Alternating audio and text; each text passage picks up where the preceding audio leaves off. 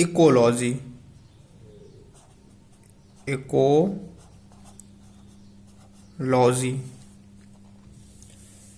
इसमें सबसे पहले देखते हैं कि जो ये इकोलॉजी टर्म है ये सबसे पहले किसने कॉइन किया था और इसको डिस्क्राइब किया था।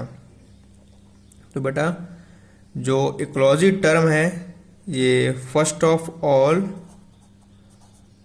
कॉइन्ड एंड described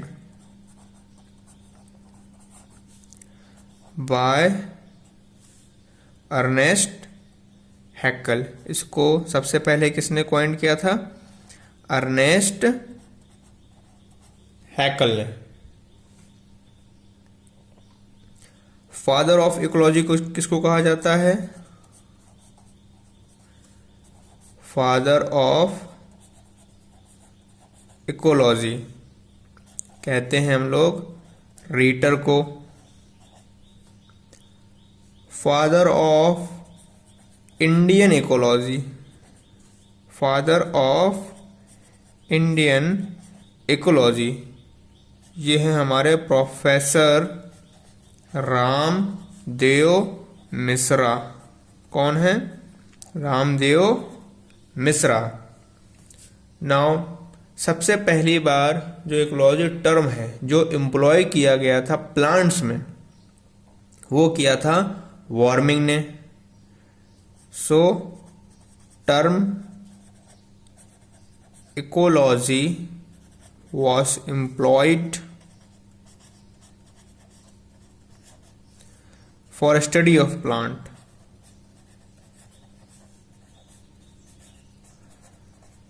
किसके द्वारा किया गया था?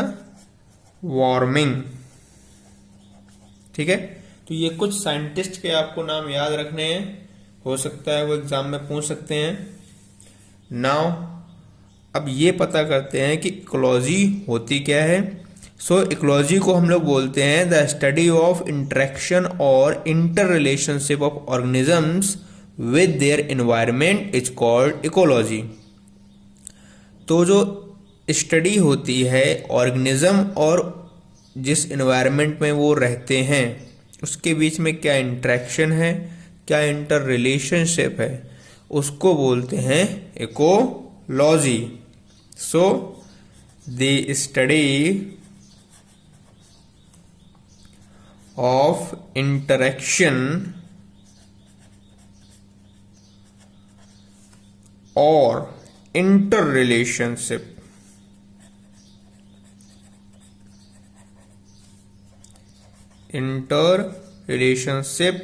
of organisms with their environment।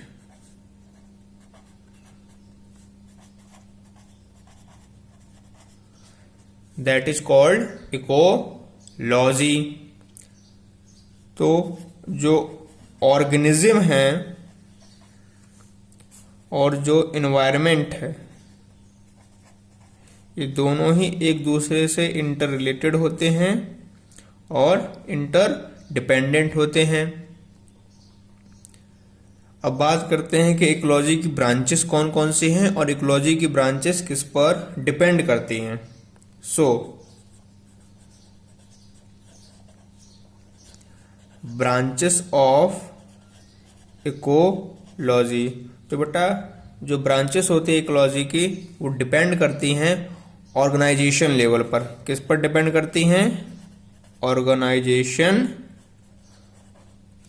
Level. ठीक है, इसकी दो ब्रांचेस हैं। पहली है ऑर्कियोलॉजी। ऑर्कियोलॉजी क्या क्या होती है? ये हमें बताती है रिलेशन एक स्पीसीज का इसके एनवायरनमेंट के साथ में। Study of the relation of a species with its environment, उसको बोलते हैं ऑर्कियोलॉजी। स्टडी ऑफ द रिलेशन of a species with its environment is called autecology. और जो हमारा सेकेंड टर्म है वो है सिंकेलॉजी। क्या है? सिंकेलॉजी। सिंकेलॉजी क्या होती है?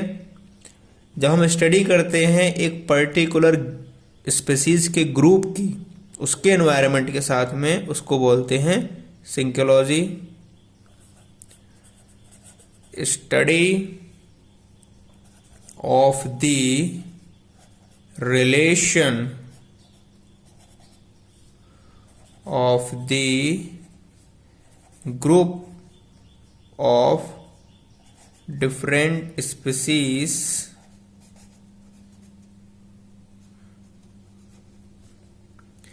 with their environment। ठीक है, तो दोनों में बेसिक डिफरेंस क्या है?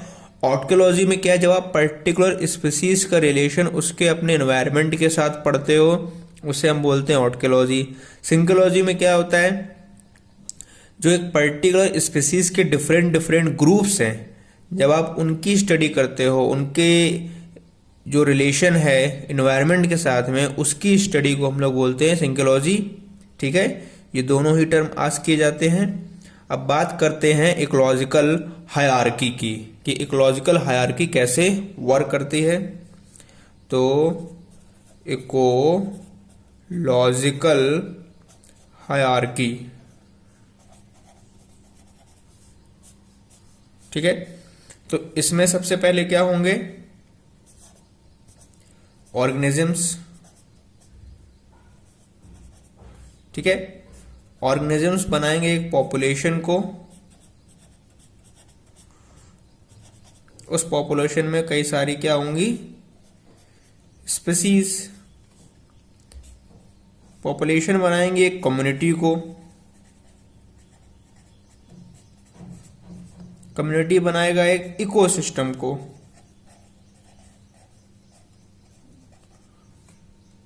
और इकोसिस्टम बनाएगा एक बायोम को।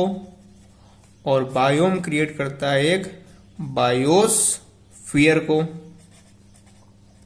तो इस प्रकार से इकोलॉजिकल हायरार्की वर्क करती है। ठीक है, जब आप इसमें लेफ्ट साइड से राइट साइड की तरफ मूव कर रहे हो तो आप ये चीज को नोटिस कर रहे हो कि हमारा साइज बढ़ते जा रहा है। So when we move from left to right, दो चीजें इंक्रीज हो रही हैं। पहला साइज, दूसरा कॉम्प्लेक्सिटी। ठीक है, अब हम बात करते हैं इकोलॉजिकल यूनिट में जो पहला चैप्टर है हमारा, ऑर्गेनिज्म एंड पॉपुलेशन। उसमें हम बात करते हैं ऑर्गेनिज्म क्या होता है। ऑर्गेनिज्म, हम किसको ऑर्गेनिज्म बोलते हैं, ऑर्गेनिज्म क्या होता है। सो फर्स्ट थिंग, ऑर्गेनिज्म सबसे पहली बात तो बेसिक यूनिट है। क्या है आपका? Basic unit of ecological study. ठीक है, जैसे कि मैटर का सबसे जो बेसिक यूनिट है, स्मॉलेस्ट यूनिट है, दैट इज एटम और मॉलिक्यूल, वैसे ही इकोलॉजी का जो बेसिक यूनिट होता है वो होता है ऑर्गेनिज्म। बिना उसके हमारा इकोलॉजी फॉर्मेशन नहीं हो सकता। इसमें क्या क्या आता है? It may be small, large. Organisms different different types के होते हैं ना, स्मॉल भी होते हैं, लार्ज भी होते हैं। यूनिसेलुलर और मल्टी सेलुलर।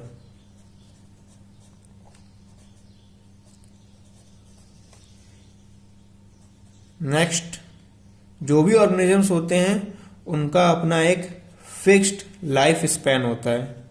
क्या होता है?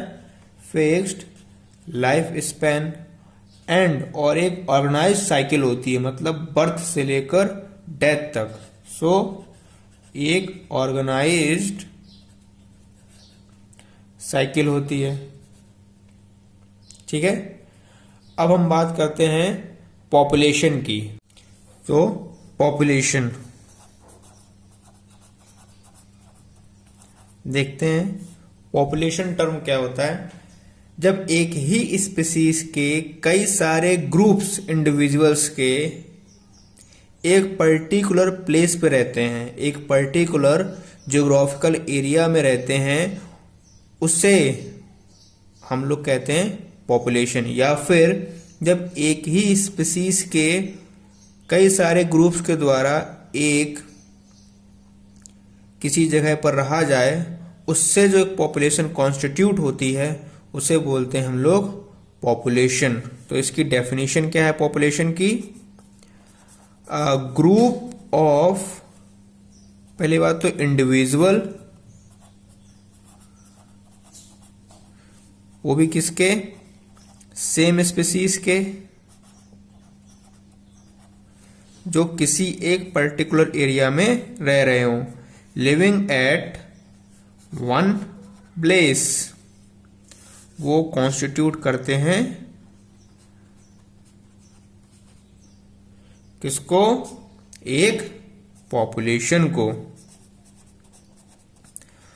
तो हमने क्या पढ़ा? एक ग्रुप, चाहे वो इंडिविजुअल का हो, ग्रुप्स का हो, एक ही स्पीसीज के, और जब वो एक पर्टिकुलर प्लेस पर रह रहे हों, तो वो एक पॉपुलेशन को कॉन्स्टिट्यूट करते हैं। पॉपुलेशन बेटा दो टाइप की होती है। एक होती है लोकल पॉपुलेशन। क्या होती है? लोकल पॉपुलेशन, जिसको हम लोग डीम्स भी कहते हैं। ये क्या होती है? एक पॉपुलेशन, एक पर्टिकुलर ऑर्गेनिज्म की, जिसने एक पर्टिकुलर एरिया को इनहेबिट कर लिया हो, उसे कहते हैं लोकल पॉपुलेशन। क्या होती है? Population of organism inhabiting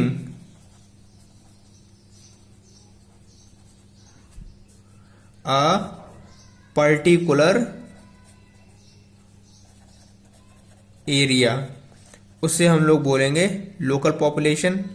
example देखें अगर लोकल पॉपुलेशन के, तो होमोसेपियंस जो हिल्स में रहते हैं, प्लेन्स में रहते हैं, है ना, इसका एग्जाम्पल क्या है?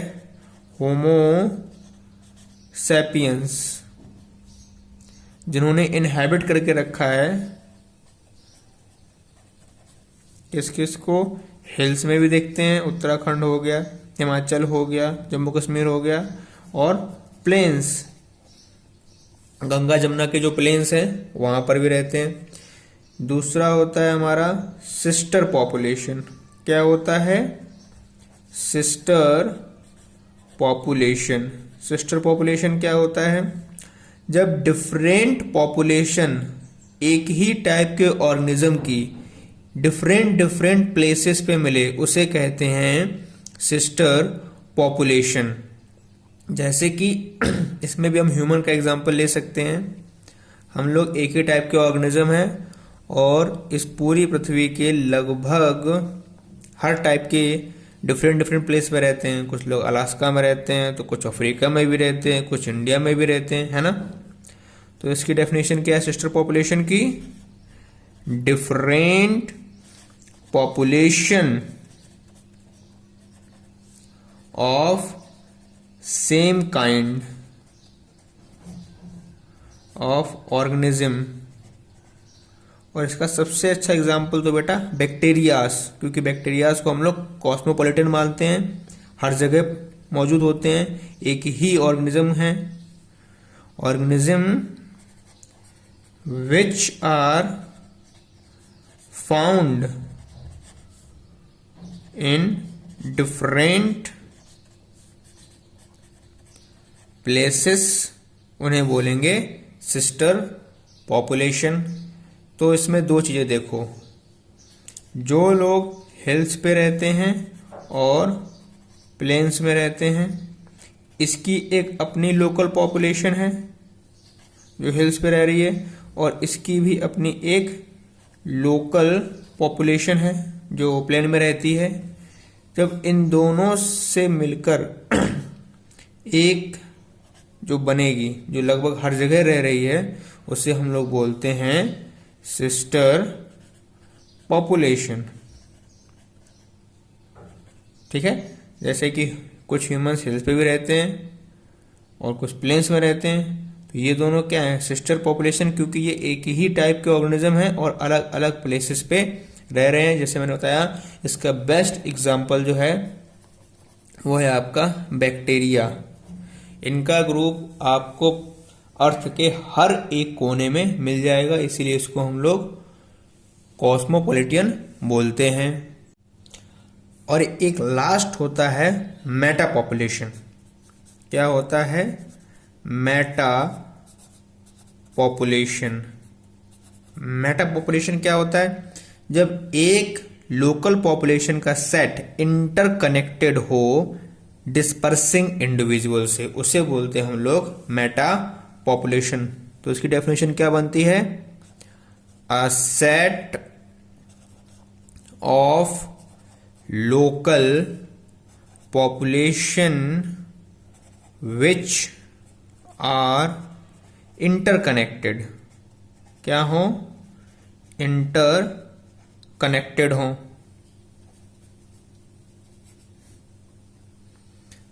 Bye dispersing individual. ठीक है, तो ये 3 टाइप्स की पॉपुलेशन होती हैं।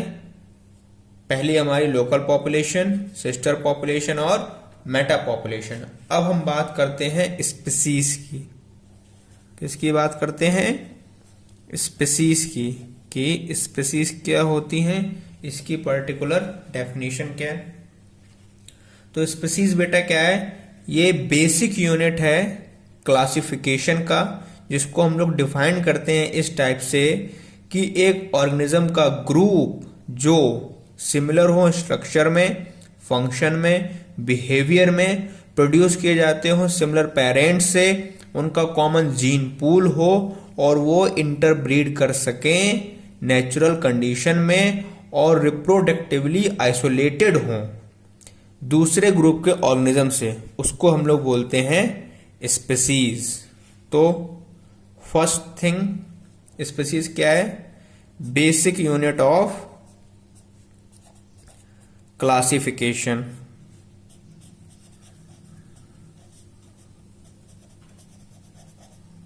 ठीक है, दूसरी चीज स्पीसीज क्या है? A group of living organism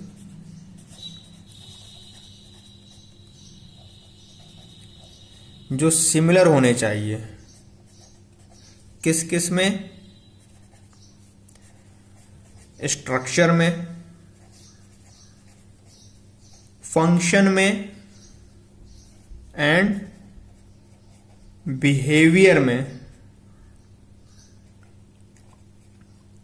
इसके अलावा प्रोड्यूस किए जाने चाहिए and produced by similar parents. और क्या बताया था? कॉमन जीन पूल हो इनका। क्या हो? Common gene pool. और क्या बताया था? Can interbreed. क्या कर सकें? इंटरब्रीड कर सकें अंडर नेचुरल कंडीशन। जो भी नेचुरल कंडीशंस हैं उसमें इंटरब्रीड कर सकें और रिप्रोडक्टिवली आइसोलेटेड होने चाहिए। क्या होने चाहिए? Reproductively isolated from other group of organisms. Isolated from other group of organism. ठीक है, उसको हम लोग बोलते हैं species.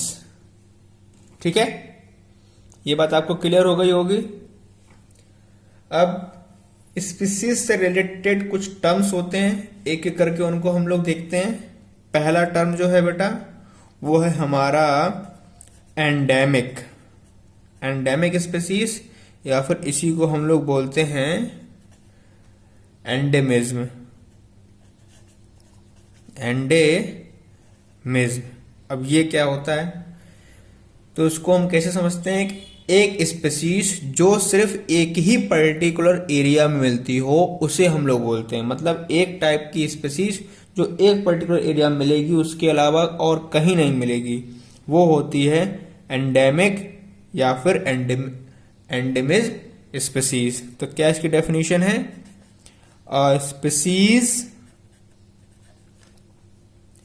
which is found only in a particular area, उसे हम लोग बोलेंगे एंडेमिक स्पीसीज। दूसरा टर्म होता है इससे कीस्टोन स्पीसीज। क्या होता है? Keystone species. अब इसको समझते हैं कि कीटोन स्पीसीज क्या होता है। तो इसके लिए हम ऐसा माने, एक स्पीसीज जिसका अपना इन्फ्लुएंस हो कम्युनिटी के ऊपर, किस चीज से रिलेटेड? कैरेक्टरिस्टिक से रिलेटेड। वो भी किन से? जो लो स्पीसीज हैं या फिर जिनका अबेंडेंस ज्यादा नहीं है, उन्हें हम लोग बोलते हैं कीस्टोन स्पीसीज। दोबारा समझो, एक पर्टिकुलर स्पीसीज जिसका इन्फ्लुएंस हो कम्युनिटी के कैरेक्टरिस्टिक के ऊपर relative to their low abundance या फिर जो बायोमास में कम है। ठीक है, तो इसकी डेफिनेशन क्या है? A species having great influence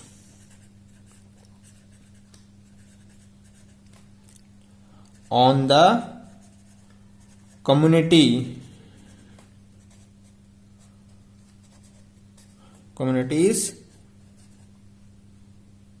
characteristic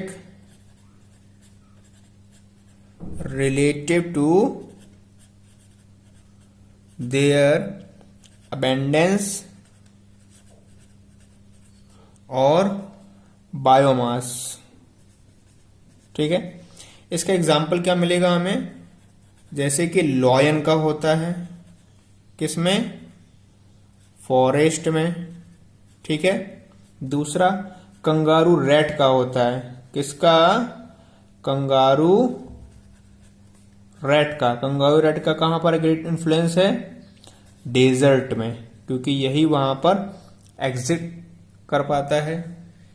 ठीक है, इसके बाद जो हमारा थर्ड टर्म है हमारा क्रिटिकल लिंक स्पीसीज। क्या है? Critical link species. अब देखते हैं ये क्या होता है। वो स्पीसीज जो इस्टेब्लिश कर लेती हैं एक इसेंशियल लिंक अदर स्पीसीज के साथ में, ताकि वो हेल्प कर सके एक दूसरे को कुछ वाइटल एक्टिविटीज में, उन्हें हम लोग बोलते हैं लिंक स्पीसीज। ठीक है, ये बात क्लियर समझ गई होगी कि जब एक पर्टिकुलर स्पीसीज दूसरी स्पीसीज के साथ में एक एसेंशियल लिंक स्टैब्लिश कर ले, दोनों के फायदे के लिए, दोनों की मदद करने के लिए वाइटल एक्टिविटी में। ठीक है, तो क्या है ये? द स्पीसीज स्टैब्लिशेस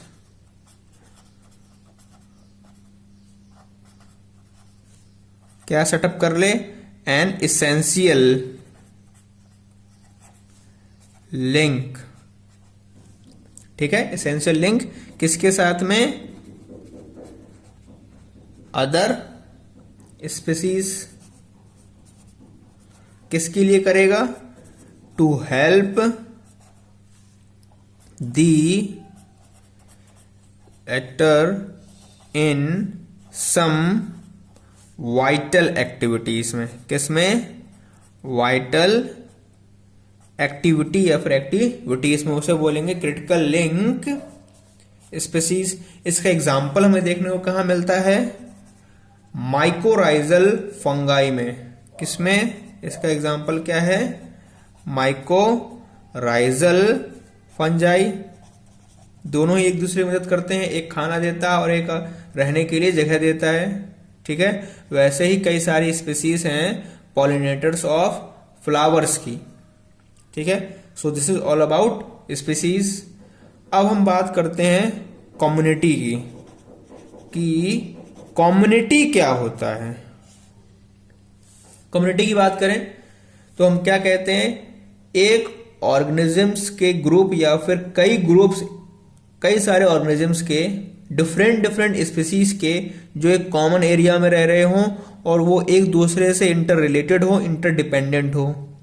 इसको अगर हम समझे अपने हिसाब से तो जैसे हमारे देश में कई सारे धर्म के लोग रहते हैं एक साथ, तो हम लोग क्या फॉर्म करते हैं? एक कम्युनिटी। बहुत सारे धर्म हैं यहाँ पर इंडिया में, लगभग 12 धर्म के लोग रहते हैं और हम सभी एक पर्टिकुलर एरिया इंडिया में रहते हैं, तो हम क्या बनाते हैं? कम्युनिटी को। ऐसे ही जब groups of organisms of different species के जब एक किसी कॉमन एरिया में रहते हों, एक दूसरे से इंटर रिलेटेड हों, इंटरडिपेंडेंट हों, उन्हें हम बोलते हैं कम्युनिटी। तो इसकी डेफिनेशन क्या बनी? Group of organism of different species that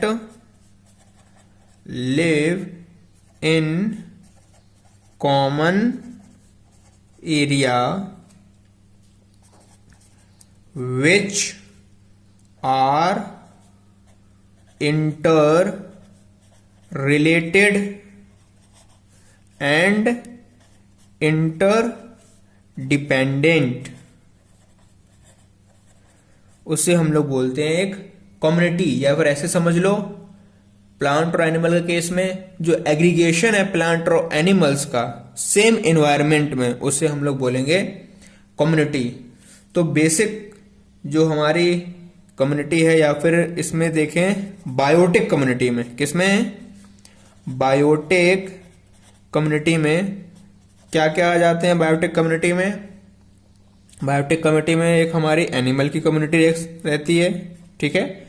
दूसरी हमारी प्लांट की कम्युनिटी रहती है एक बायोटिक कम्युनिटी में, और थर्ड माइक्रोब्स, जिसको बोलेंगे microbial community.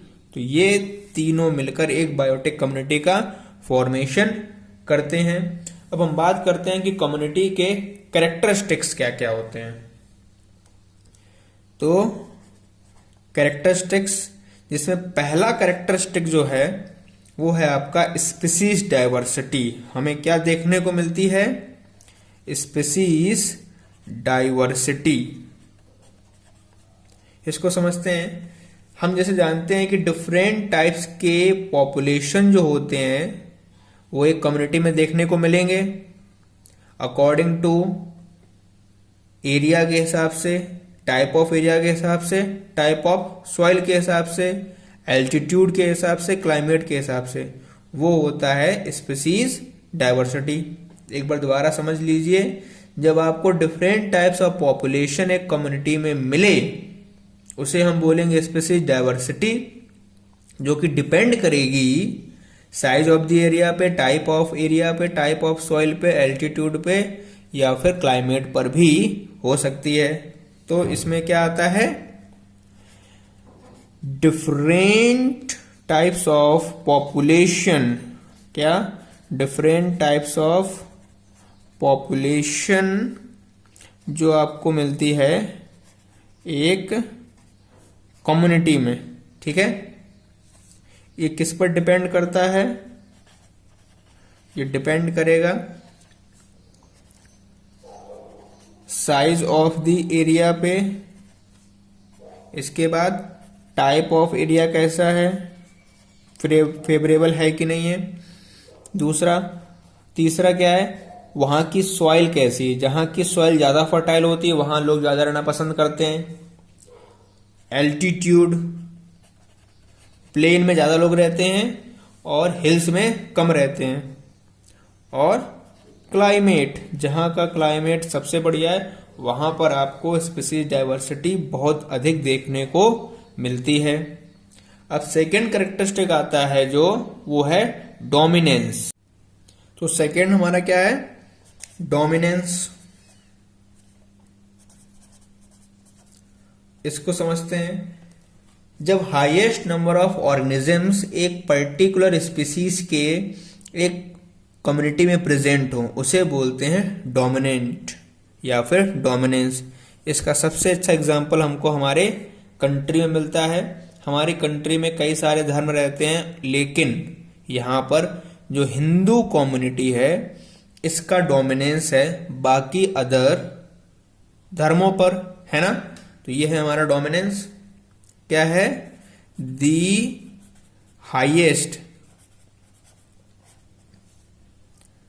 Highest number of organism of a species जो कि प्रेजेंट हो। ठीक है, एक कम्युनिटी में उसे हम लोग बोलते हैं डोमिनेंस। इसका एग्जांपल कहाँ मिलेगा आपको? जैसे कि प्रोसोपीस कम्युनिटी आपको अरावली हिल्स में मिलेगी। अरावली हिल्स हैं, वहां पर सिर्फ आपको प्रोसोपीस ज्यादा दिखेंगे, बाकी अदर स्पीसीज कम दिखेंगी। वैसे ही हिमालयन रीजन में पाइनस ये सबसे ज्यादा पाए जाते हैं, बाकी अदर ट्रीज कम मिलते हैं। तो डोमिनेंस में एग्जांपल क्या है? प्रोसोपीस कम्युनिटी। कहां पर? अरावली में। और दूसरा पाइनस, कहां पर? हिमालय में। ठीक है। तीसरा जो है कैरेक्टरिस्टिक वो है हमारा स्ट्रैटिफिकेशन। क्या है? स्ट्रैटिफिकेशन। सबसे पहले बात करते हैं स्ट्रैटिफिकेशन होता क्या है। जो डिफरेंट ग्रोथ फॉर्म होते हैं जो डिटरमाइन करते हैं स्ट्रक्चर ऑफ अ कम्युनिटी, उसे हम लोग बोलते हैं स्ट्रैटिफिकेशन। जैसे कि प्लांट के केस में जो डिफरेंट ग्रोथ फॉर्म है, जैसे कि trees, SERB, under SERB, herb, इनके कैरेक्टरिस्टिक, इनका स्ट्रक्चर बताता है कि वो एक प्लांट कम्युनिटी है। उस प्लांट कम्युनिटी में एक बड़े हैं, एक उनसे बड़े हैं, एक उनसे बड़े हैं, है ना। इसको हम लोग बोलते हैं स्ट्रैटिफिकेशन। तो क्या होती है इसकी डेफिनेशन? The different growth. ठीक है, प्लांट के केस में देखते हैं जो डिफरेंट ग्रोथ फॉर्म है किसके किसके बीच में? ट्री, सर्ब्स, इसके अलावा अंडर सर्ब्स, हर्ब्स, जो डिटरमाइन करता है the structure of a plant community. ठीक है, तो स्ट्रैटिफिकेशन आप समझ गए होंगे। अब स्ट्रैटिफिकेशन हम देखते हैं लेक के केस में। किसके केस में? इन लेक। तो लेक के केस में इसको डिवाइड किया गया है 3 रीजन में on the basis of need of light. एक लेक में बेटा अलग अलग एरिया में अलग अलग लाइट प्रेजेंट होती है। जो अपर सरफेस है वहां पर मैक्सिमम लाइट मिलेगी, उससे नीचे कम लाइट, और सबसे नीचे लाइट पहुंचती ही नहीं है। ठीक है, तो जो स्ट्रैटिफिकेशन किया जाता है लेक में ऑन द बेसिस ऑफ, किसके बेस पे करते हैं? On the basis of need of light. ठीक है, 3 रीजन है इसके। पहला है जिसमें लिटोरल। क्या है? Littoral zone. सेकेंड जोन इसका जो है वो है लाइमनेटिक। क्या है?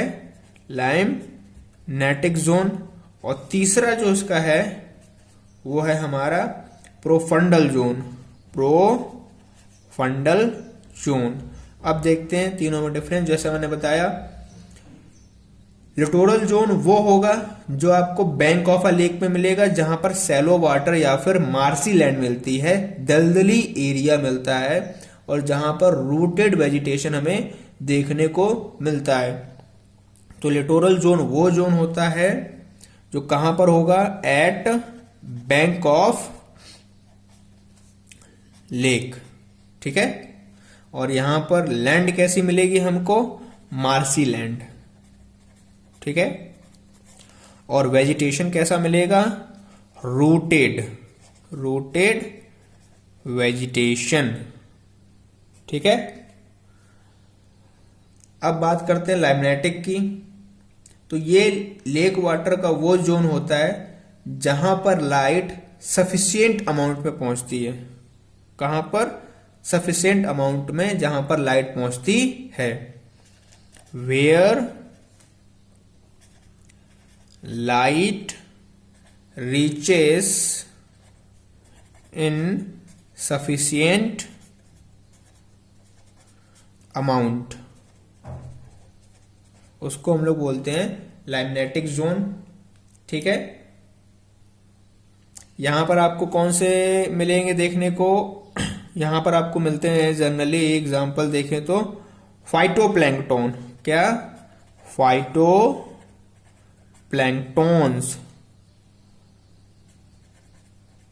ठीक है। अब बात करते हैं प्रोफंडल जोन की। तो ये डीप एरिया होता है जहां पर लाइट पहुंच ही नहीं पाती है। Where light does not reach, bottom वाला पार्ट, कौन सा, बॉटम। और यहां पर आपको जो देखने को मिलेंगे ऑर्गेनिज्म, वो सारे के सारे क्या होंगे, हेट्रोट्रॉप्स, क्योंकि जब लाइट ही नहीं है तो वो अपना खाना बना ही नहीं सकते हैं, इसीलिए सबके सब हेट्रोट्रॉप्स आपको देखने को मिलेंगे। तो ये 3 डिफरेंट टाइप्स के जोन होते हैं stratification in case of lake. ठीक है। अब हम लोग स्ट्रैटिफिकेशन देखते हैं in case of forest. Forest में जो हमें क्लियर स्ट्रैटिफिकेशन देखने को मिलता है वो हम देखते हैं जो वेरियस ग्रोथ होती है प्लांट्स की अकॉर्डिंग टू द लाइट। जिसके पास जितनी ज़्यादा लाइट होती है बेटा, उसी के हिसाब से उसमें हमें ग्रोथ देखने को मिलती है। ट्रीज सबसे ज़्यादा लाइट गेन करते हैं, उसके बाद श्रब्स गेन करती हैं, उसके बाद अंडर श्रब, फिर herbs and then surface dwellers. तो हम जब देखते हैं कि स्ट्रैटिफिकेशन फॉरेस्ट है, सो वो हमें अकॉर्डिंग टू द लाइट देखने को मिलेगी। स्ट्रैटिफिकेशन इन फॉरेस्ट वो हमें देखने को मिलती है किसमें, वेरियस ग्रोथ फॉर्म, वो भी किसके, प्लांट्स के।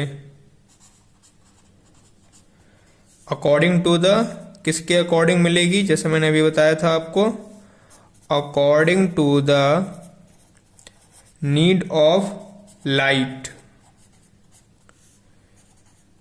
इन एनी डेंस फॉरेस्ट। सो सबसे कम लाइट सरफेस ड्वेलर्स को,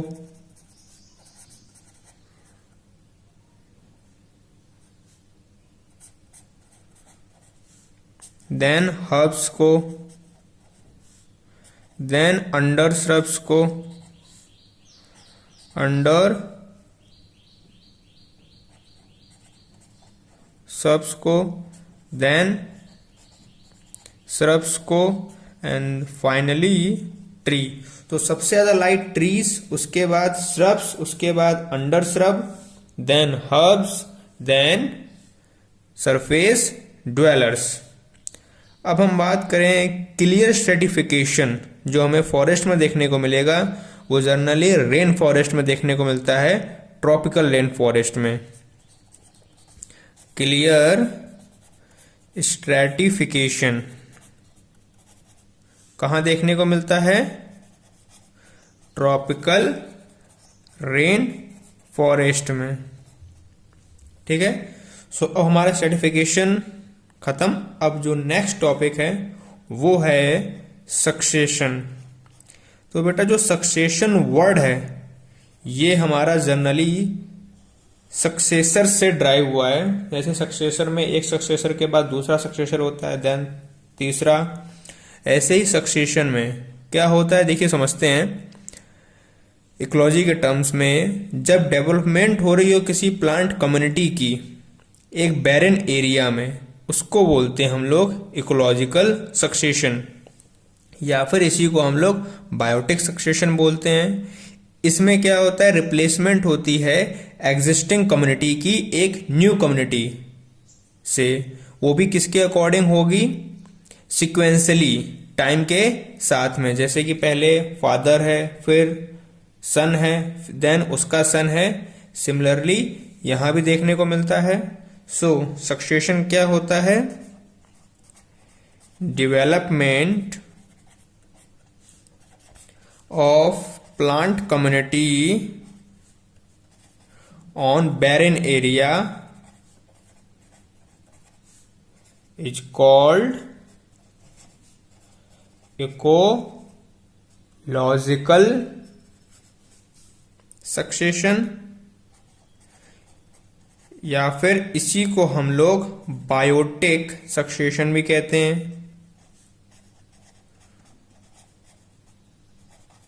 ठीक है, और इसमें क्या बताया मैंने? एग्जिस्टिंग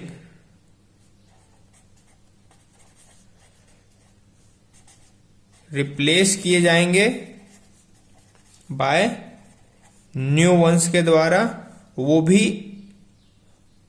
अकॉर्डिंग टू द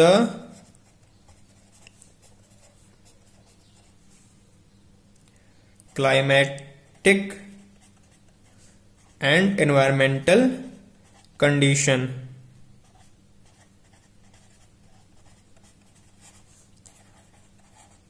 ठीक है, सक्सेशन आपको क्लियर हो गया होगा। अब इसमें बेटा कुछ टर्म्स होते हैं जिन्हें हम बोलते हैं terms for community in succession. ठीक है, चलो उन टर्म्स को देख लेते हैं। May be they can ask the question. पहला टर्म जो होता है वो होता है आपका पायनियर कम्युनिटी। क्या होता है? Pioneer community. अब ये पायनियर कम्युनिटी क्या होता है? पायनियर कम्युनिटी में बेटा वो कम्युनिटी आती है जिसने सबसे पहली बार इनहेबिट किया था एक पर्टिकुलर एरिया को। पहली कम्युनिटी जो एक पर्टिकुलर एरिया में रहने आई थी उसे हम लोग बोलते हैं पायनियर, या फिर कहो प्राइमरी। ठीक है, तो इसकी डेफिनेशन क्या है? The first community to inhabit an area. Okay, ये टर्म आपको क्लियर हो गया होगा। नाउ अब बात करेंगे क्लाइमैक्स कम्युनिटी की। सेकेंड टर्म क्या है हमारा? Climax community. So climax community क्या होती है? जो आखिरी में हमें एक पर्टिकुलर वहां पर कम्युनिटी मिली होगी उसे बोलते हैं क्लाइमैक्स। क्लाइमैक्स जनरली जानते हैं ना आप, मूवीज में लास्ट में आता है। सिमिलरली जो क्लाइमैक्स कम्युनिटी होती है, जो आखिरी कम्युनिटी हमें वहां पे मिलती है, उसे बोलते हैं क्लाइमैक्स कम्युनिटी। तो इसकी डेफिनेशन क्या है? द लास्ट एंड स्टेबल, दोनों टर्म आपको याद रखने हैं, लास्ट एंड स्टेबल कम्युनिटी।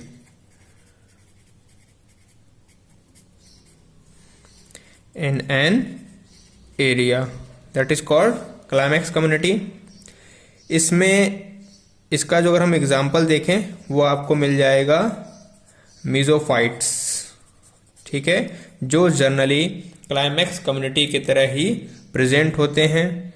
इसका एक इम्पॉर्टेंट कैरेक्टरिस्टिक होता है या फिर कहें सभी कम्युनिटीज़ का होता है कि इनमें जो भी कॉन्स्टेंटली चेंज आता है वो अकॉर्डिंग टू द रिस्पॉन्स होता है चेंज इन एनवायरमेंटल कंडीशन, और जो ये चेंज हमें देखने को मिलता है that is orderly and sequentially, मतलब जैसे जैसे एनवायरमेंट की फिजिकल कंडीशंस में चेंजमेंट होगा उसी के अकॉर्डिंग चेंजमेंट हमें देखने को मिलता है किसी भी कम्युनिटी में, और ये तब तक चलता है जब तक कि इक्विलिब्रियम सेटअप ना हो जाए या हम नियर अबाउट इक्विलिब्रियम ना पहुंच जाएं।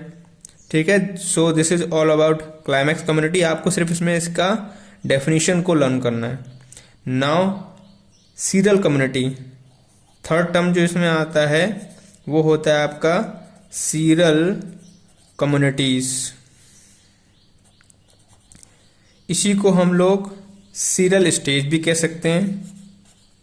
ठीक है, ये क्या होता है, सक्सेशन में या फिर कम्युनिटीज में या फिर स्टेजेस में, इसमें तीनों टर्म ले सकते हैं हम लोग, जो हमारी क्लाइमैक्स और पायनियर इनके बीच में जो आता है उसे बोलते हैं हम लोग सीरियल या फिर सीरियल कम्युनिटीज। जैसे कि मूवी हमारी स्टार्ट होती है और आखिरी फेज उसका क्लाइमैक्स होता है, बीच में जो भी कॉमेडी चल रही होती है उसे हम जब इकोलॉजिकल टर्म में देखेंगे वो होती हमारी serial communities.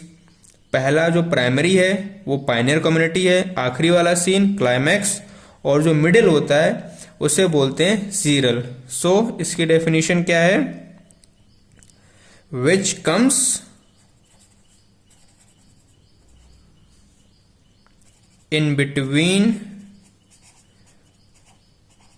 Pioneer community and climax community. ठीक है, इसे हम लोग बोलते हैं सीरियल कम्युनिटीज। ये भी टर्म क्लियर हो गया होगा आपको। नाउ फोर्थ टर्म जो होता है वो होता है आपका सीयर। सीयर क्या है, सीयर जनरली एंटायर सीरीज जो होती है कम्युनिटीज के लिए, उसके लिए जो टर्म यूज किया जाता है वो होता है आपका sere. So what is sere, the entire series of communities is called sere. अब कुछ हम लोग नाम देखते हैं जो कि अकॉर्डिंग टू द सीयर हैं, या फिर जो नेम्स हैं सीयर के जो भी सक्सेशन हुए उसके अकॉर्डिंग जो पड़े हैं। जैसे कि पहला जो सक्सेशन हमें मिलता है इन फ्रेश वाटर, ठीक है, ये फर्स्ट है, तो उस सीयर को हम लोग क्या बोलते हैं, sere in fresh water is called hydrosere. क्या बोलते हैं, हाइड्रोसीयर। ठीक है, दूसरा देखें, जो सक्सेशन हमें देखने को मिलता है आपका सॉल्टी वाटर में, उसको क्या बोलेंगे, हेलोसीयर। क्या बोलेंगे, हेलोसीयर। थर्ड जो सक्सेशन आपको मिलेगा एसिडिक वाटर में, किसमें, एसिडिक वाटर में, उसको क्या बोलेंगे, ऑक्सालेशियर। ठीक है, ऑक्सालेशियर। फोर्थ देखते हैं, हमें सक्सेशन और देखने को कहां मिलता है, एट ड्राई रीजन। कहां मिल सकता है, मिलता है ड्राई रीजन में, और ड्राई रीजन में जो शेयर मिलता है उसको हम लोग बोलते हैं जीरो शेयर। ठीक है, फिफ्थ जो सक्सेशन हमें देखने को मिलता है वो हमें रॉक्स में देखने को मिलता है, कई टाइप के रॉक्स हैं, उसको बोलेंगे लिथोसियर। क्या बोलेंगे, लिथोसियर। और जो सक्सेशन हमें सैंड में देखने को मिले उसे बोलते हैं हम लोग सैमोसियर। क्या बोलते हैं, सैमोसियर। सो ये कुछ सीयर होते हैं अकॉर्डिंग टू द सक्सेशन जो आपको लर्न करने हैं, इनके नाम क्वेश्चन एग्जाम्स में पूछे जाते हैं। That succession is acidic, succession in dry region, इन सबको हम लोग क्या बोलते हैं। अब हम बात करते हैं टाइप्स ऑफ सक्सेशन की, कि सक्सेशन कितने टाइप का होता है। टाइप्स ऑफ सक्सेशन, ठीक है। तो टाइप्स ऑफ सक्सेशन में हम देखें अगर, तो पहला जो हमारा होता है वो होता है प्राइमरी सक्सेशन। प्राइमरी सक्सेशन, अब प्राइमरी सक्सेशन जो होता है वो कहां पर होता है। प्राइमरी सक्सेशन हमें बैरन एरिया में दिखेगा, जहां पर इससे पहले कोई भी लिविंग मैटर नहीं था। एक बार दोबारा समझ लीजिए, प्राइमरी सक्सेशन वो एरिया होगा जहां पर कोई भी या फिर प्रीवियसली कोई भी लिविंग मैटर देखने को नहीं मिलता है। क्या है definition? Where there was no previously any type of living matter, that area is called primary succession। आप समझ गए होंगे। इसके एग्जाम्पल्स क्या क्या हो सकते हैं। इसका एग्जाम्पल जो हमें देखने को मिल सकता है वो होता है आपका वोल्केनिक लावा। इसमें आपको कोई भी लिविंग मैटर नहीं मिलेगा। देन आपके सैंड ड्यून्स हो सकते हैं जिसमें हमको देखने को नहीं मिलता है। और एक लास्ट जो है वो है इग्नीशियस रॉक्स, इग्नीशियस रॉक। ये तीन ऐसे हैं जिसमें प्राइमरी सक्सेशन आपको देखने को मिलेगा। और इसके लिए जो टाइम पीरियड होता है वो बहुत लंबा चाहिए। जैसे कि वोल्केनिक लावा बेटा ऐसे ही जनरली नहीं आता है, अंदर जो प्रेशर डेवलप होता है वो जनरली थाउजेंड्स ईयर्स के बाद, जब इतना अधिक प्रेशर हो जाता है तब वोल्केनिक लावा बाहर निकलता है। सिमिलरली जो फॉर्मेशन होती है सैंड ड्यून्स की, it also takes thousands years. Igneous rocks formation also takes 1000 years. तो इसमें क्या कहा जा रहा है, प्राइमरी सक्सेशन जिसमें आपको सबसे पहली बात तो कोई भी लिविंग मैटर नहीं मिलेगा, एंड ये एक लंबा प्रोसेस है। क्या है लंबा process? It requires normally 1000 years. Okay, clear हो गया होगा। अब बात करते हैं सेकेंडरी सक्सेशन की। तो जो सेकेंडरी सक्सेशन है ये as compare to primary succession, इसका टाइम पीरियड बहुत कम होता है, मोर रैपिडली होता है। लगभग इसमें 50 to 100 ईयर्स चाहिए होते हैं। तो हम इसकी डेफिनेशन में क्या कहेंगे, ये उस टाइप का सक्सेशन है जो जहां पर वेजिटेशन सबसे पहले या पहले प्रेजेंट रहा होगा और जो किसी ना किसी नेचुरल डिजास्टर की वजह से खत्म हो गया हो। जैसे कि एग्जाम्पल के तौर पर कहा जाता है कि सहारा डेजर्ट जो अभी है, यहाँ पर पहले बहुत अधिक नेचुरल वेजिटेशन था, ठीक है, लेकिन किसी नेचुरल कंडीशन की वजह से, आर्टिफिशियल कॉसेस की वजह से वो आज रेगिस्तान बन गया है। तो इसकी डेफिनेशन क्या है, where vegetation was present previously। ठीक है, लेकिन but destroyed due to natural और artificial cause। ये टर्म आपको क्लियर हो गया होगा, ठीक है।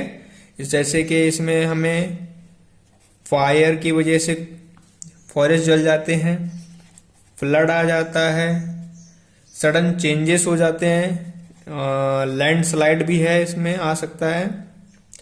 और मैंने क्या बताया था, ये short it takes generally 50 to 100 years. तो ये बेसिक डिफरेंस है प्राइमरी सक्सेशन और सेकेंडरी सक्सेशन में।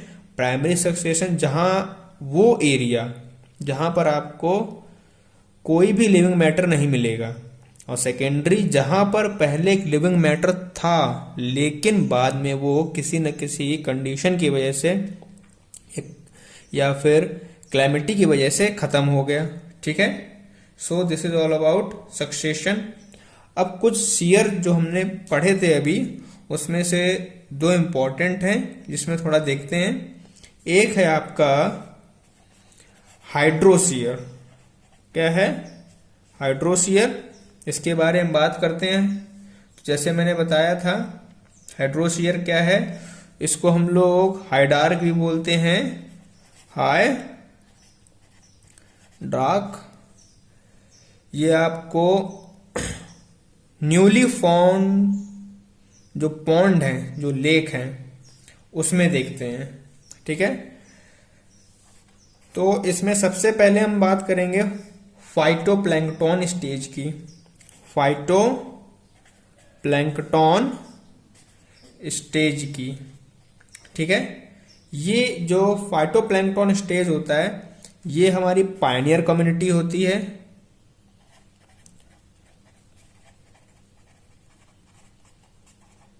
ठीक है, ये पहली माइन्यूट ऑटोट्रॉपिक ऑर्गेनिज्म थे। ये प्रोड्यूस करते हैं ऑर्गेनिक मैटर, जो हाइड्रोस्फीयर में हमें देखने को मिलते हैं। पहले वो फाइटोप्लैंक्टन स्टेज होती है, इसको हम लोग पायनियर कम्युनिटी बोलते हैं, और ये पहले माइन्यूट ऑटोट्रॉपिक ऑर्गेनिज्म है, और ये ऑर्गेनिक मैटर को प्रोड्यूस करते हैं। इसमें एग्जाम्पल की बात लें अगर हम लोग, तो हमारे सॉफ्ट मड डायटम। ठीक है, और भी क्या आ सकते हैं बताओ? साइनोबैक्टीरिया। ठीक है, साइनोबैक्टीरिया। तो ये हमारे हाइड्रोस्फीयर में जो पहला स्टेज है फाइटोप्लैंक्टन का है। Now second stage, that is rooted submerged stage. What? Rooted submerged stages. इसमें सिर्फ आपको इसका एग्जाम्पल याद रखना है क्योंकि वो पूछा जाता है, और इसका एग्जाम्पल है वेलिसनेरिया। ये आपने पढ़ा है पॉलिनेशन में। Now third stage, free floating stages. Free floating stages, इसका भी आपको एग्जाम्पल याद रखना है, दैट इज इकोसिया। क्या है? इकोसिया।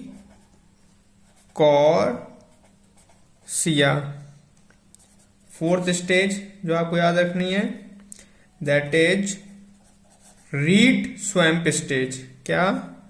Read swamp stage. इनको हम लोग एम्फीबियस स्टेज ही बोलते हैं, एम्फीबियस स्टेज, जो कि प्लांट लैंड और वाटर दोनों पे हो। इसमें से मैक्सिमम रूटेड प्लांट्स ही होते हैं जो कि एयर में एक्सपोज रहते हैं, और इसका एग्जाम्पल जो आपको याद रखना है वो है टाइफा एंड एजोला। एजोला आपने एक और पॉलिनेशन में पढ़ा है। Now fifth, that is says. क्या? फिफ्थ स्टेज है हमारी सेज। ये हमारी मीडो स्टेज होती है जो कि मार्सी लैंड में मिलती है। कहां पर? मार्सी, इसीलिए इसको हम लोग मार्स मीडो स्टेज कहते हैं। Mars मीडो stage. इसका भी आपको एग्जाम्पल याद रखना है। ये हमारे सभी के सभी मडी प्लांट्स होते हैं। Now sixth one, that is scrub stage. क्या है स्क्रब स्टेज? इसमें आपकी सभी वुडी श्रब्स जो हैं वो सभी आएंगी, woody shrubs. Then tolerates water logging. क्या टॉलरेट्स क्या करते हैं ये? Water logging. Now last stage that is forest stage. और इसमें आपको ट्री, और ट्री में भी ओक एंड सैलिक्स। तो ये कुछ स्टेजेस हैं जो आपको हाइड्रोशियर में याद रखनी है। इनके एग्जाम्पल पूछे जाते हैं बाय गिविंग नेम, कि रूटेड सबमर्ज स्टेजेस में कौन सा एग्जाम्पल होगा, फ्री फ्लोटिंग स्टेजेस का कौन सा एग्जाम्पल होगा। ये सभी आपको फ्रेश वाटर में मिलते हैं, क्योंकि हमारा फ्रेश वाटर ही हाइड्रोस्फीयर कहलाता है। अब हम बात करते हैं नेक्स्ट शियर जो हमारा इंपॉर्टेंट है, दैट इज लिथोस्फीयर। लिथोस्फीयर, ठीक है। इसकी भी स्टेज हमें लर्न करनी है कुछ। ज्यादातर जो भी सक्सेशन होती हैं रॉक्स में, वही स्टेजेस हमें लिथोस्फीयर में पढ़नी है, जिसमें से पहली स्टेज जो है वो है क्रूस्टोस। क्या है? क्रूस्टोस लाइकेंस स्टेज। लाइकेंस स्टेज ये भी हमारी पाइनर कम्युनिटी में आती है। टॉलरेट करती है डेसिकेशन को, प्रोड्यूसेस करती है ऑर्गेनिक एसिड, जो कि वेदरिंग करता है रॉक्स की, जिससे कि मिनरल्स हमारे रिलीज होते हैं उसके अपने यूज के लिए ही। ठीक है, तो आपको इसमें क्या याद रखना है कि ये पायनियर कम्युनिटी है, ये टॉलरेट्स करते हैं डेसिकेशन को,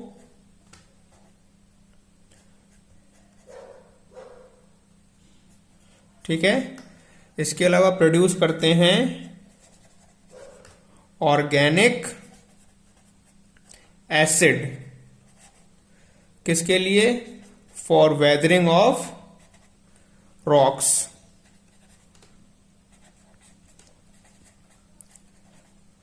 ठीक है। सेकेंड आपको फोलियोस लाइकेन स्टेज। क्या? फोलियोस लाइकेन्स स्टेज।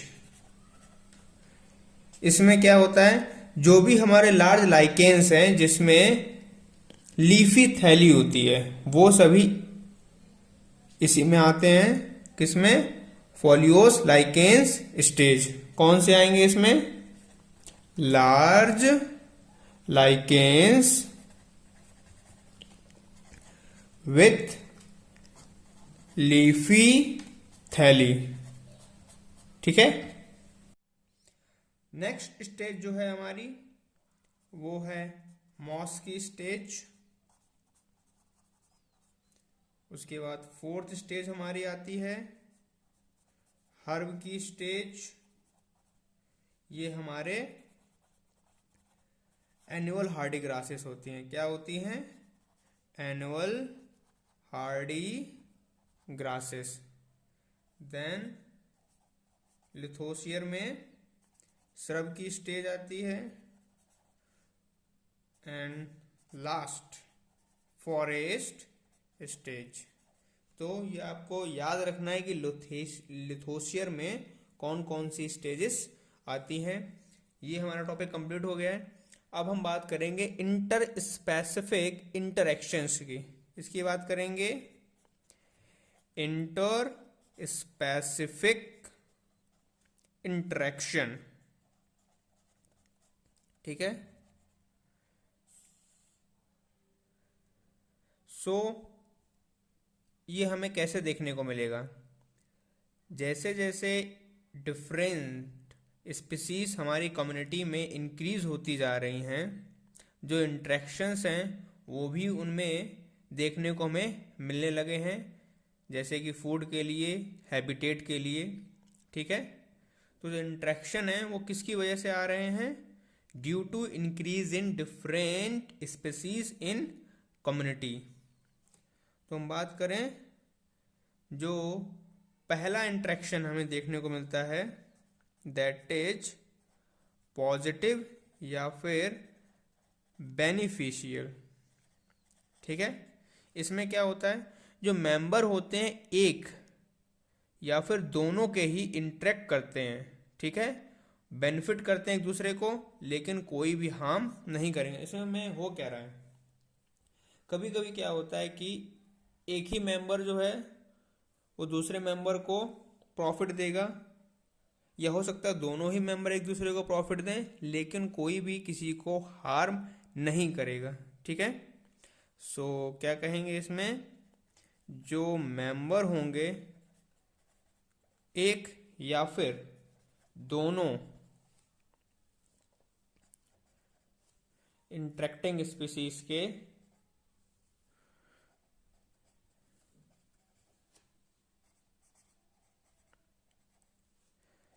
वो बेनिफिटेड क्या होते हैं, बेनिफिटेड, बट जैसा मैंने बताया नाइदर हार्म्ड, कोई भी हार्म नहीं होता है, किसी को भी कोई भी प्रॉब्लम नहीं होती है। दूसरा जो हमारा इंटरेक्शन होता है वो होता है निगेटिव। क्या होता है, निगेटिव इंटरेक्शन। इसमें क्या होता है, एक या फिर दोनों ही स्पीसीज हार्म होती हैं, वन और बोथ जो भी इंटरेक्ट हो रही हैं species, interacting species is harm. ठीक है, अब बात करते हैं पॉजिटिव में। पॉजिटिव में हमें क्या क्या देखने को मिलता है, इसमें एक एक करके पढ़ते हैं। पॉजिटिव में सबसे पहला जो हमें देखने को मिलता है वो है हमारा म्यूटेलिज्म। ठीक है, इसमें क्या होता है, दोनों को ही बेनिफिट होता है, इसीलिए इसको हम लोग सिम्बायोसिस भी बोलते हैं। क्या बोलते हैं, सिम्बायोसिस। ठीक है, इसमें क्या होता है, दोनों ही स्पीसीज एक दूसरे के ऊपर कंप्लीटली डिपेंड होती हैं ग्रोथ के लिए, सर्वाइवल के लिए। ठीक है, दोनों ही स्पीसीज के बीच में फिजिकल कांटेक्ट होता है और ये एक ऑब्लिगेटरी रिलेशनशिप का फॉर्मेशन करते हैं। इतनी बात क्लियर हो गई होगी। सो इसमें क्या है, पहला जो देखेंगे इसमें, अगर हम म्यूटेलिज्म देखें,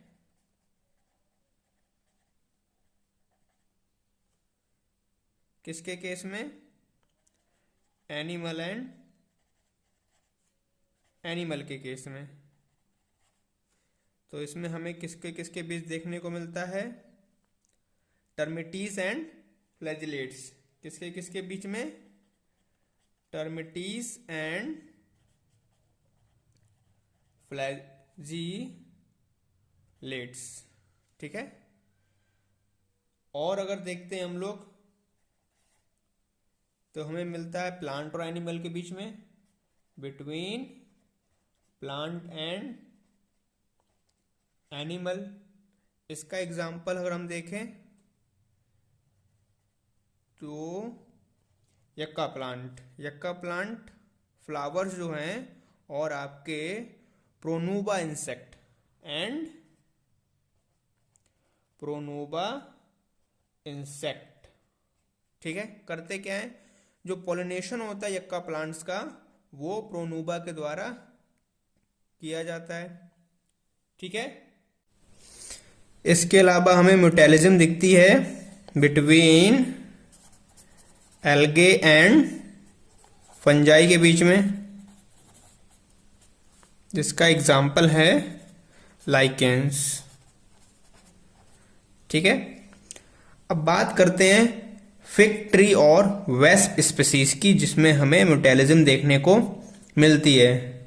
तो फिग ट्रीज की बहुत सारी स्पीसीज होती हैं, जिसमें से कुछ टाइट वन होती हैं जो रिलेशनशिप बनाती हैं पॉलिनेटर स्पीसीज के साथ में, वो भी वेस्प की। इसका मतलब क्या होता है कि जितनी भी फिग स्पीसीज हैं वो पॉलिनेटेड हो सकती हैं केवल तभी जब उनका पार्टनर वेस्प स्पीसीज हो, उसके अलावा और कोई दूसरी स्पीसीज नहीं। इसमें होता क्या है, जो फीमेल वेस्प होता है वो यूज करता है फ्रूट को, ठीक है, सिर्फ ओविपोजिशन के लिए ही नहीं लेकिन सीड्स को डेवलप करने के लिए भी। जो वॉस्प होता है, जो हमारे वॉस्प पॉलिनेट्स होते हैं, वो पॉलिनेट करेंगे फिग इन्फ्लोरेसेंस को, जबकि सुटेबल एग लाइंग साइट्स को भी वो सर्च करते हैं।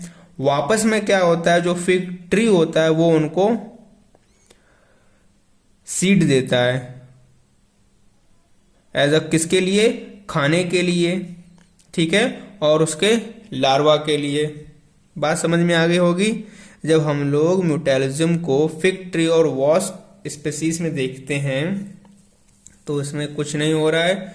वॉस्प स्पीसीज क्या कर रही हैं, पॉलिनेशन करवा रही हैं, और फिग ट्री उसको खाने के लिए सामान दे रहा है। ठीक है, तो हमें किसके किसके बीच में देखने को मिला, fig tree and wasp species के बीच में देखने को मिलता है, दोनों एक दूसरे को बेनिफिट कर रहे हैं। अब बात करते हैं बीस और ऑर्किड फ्लावर्स, इनमें भी हमें देखने को मिलती है। कैसे, जो ऑर्किड्स होते हैं ये अपने फ्लोरल पैटर्न में बहुत ज्यादा डाइवर्सिटी शो करते हैं, ठीक है, जिसकी वजह से बीस उनकी तरफ इंटरेक्ट हो जाते हैं, अट्रैक्ट हो जाते हैं, और वो उसका पॉलिनेशन करवाते हैं। ठीक है, किससे इसके बीच में देखने को हमें मिलता है, बीस एंड ऑर्किड फ्लावर के बीच में। ठीक है, अब हम बात करते हैं सेकेंड पॉजिटिव इंटरेक्शन की, जो कि है हमारा कमेंसैलिम्स। क्या है, कमेंसैलिस। इसमें एक को फायदा होगा और एक को कोई भी फर्क नहीं पड़ता है। ये मेरी बात क्लियर हो गई होगी। जो कमेंसैलिम है इसमें एक को फायदा होगा, एक को कोई फर्क नहीं पड़ेगा। ये हमें कहां कहां देखने को मिलेगा, लाइनस में। ठीक है, लाइनस क्या होते हैं, ये हमारे वुडी प्लांट्स होते हैं। क्या होते हैं, वुडी प्लांट्स। इनकी जो रूट्स होती हैं ये सॉइल में प्रेजेंट होती हैं, लेकिन इसके बावजूद भी उनकी जो स्टेम होता है वो दूसरे प्लांट की यूज करते हैं, किसके लिए, बेटर लाइट के लिए। ये आपको डेंस फॉरेस्ट में मिलते हैं, इनका कोई भी न्यूट्रिशनल रिलेशनशिप नहीं होता है।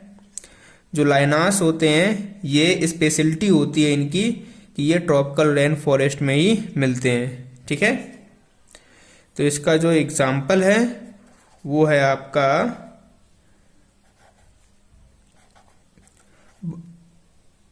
पॉहिनिया एंड टीनोस्पोरा। ठीक है, लाइनास आपको समझ में आ गया होगा कि ये वुडी प्लांट्स होते हैं। इनकी रूट्स भले ही सॉइल में प्रेजेंट होती हैं, लेकिन उसकी स्टेम यूज करती है दूसरे प्लांट को या फिर किसी दूसरे ऑब्जेक्ट को बेटर लाइट को लेने के लिए। ठीक है, ये हमको डेंस फॉरेस्ट में मिलते हैं। दूसरे हमारे हैं एपीफाइट्स। क्या हैं, एपीफाइट्स। एपीफाइट्स क्या होती हैं, ये स्मॉल प्लांट होते हैं जो ग्रो कर जाते हैं दूसरे प्लांट के ऊपर, वो भी ट्रॉपिकल रेन फॉरेस्ट में। ये यूटिलाइज करते हैं केवल होस्ट के उसी स्पेस को जहां पर लाइट और ह्यूमिडिटी प्रेजेंट होती है। एपीफाइट समझ गए होंगे, ये आपके स्मॉल प्लांट्स होते हैं जो कि ग्रो करते हैं अदर प्लांट्स के ऊपर, और वही स्पेस यूज करेंगे जहां पर लाइट अवेलेबल होती है। इसका एग्जाम्पल है आपके ऑर्किड्स और हैंगिंग मॉसेस। कौन से? Hanging mosses. अब तीसरा जो है, इसी का ही थर्ड, तो तीसरे में देखने को मिलता है हमको कम्युनलिज्म, वो है हमारे एपिजोन्स।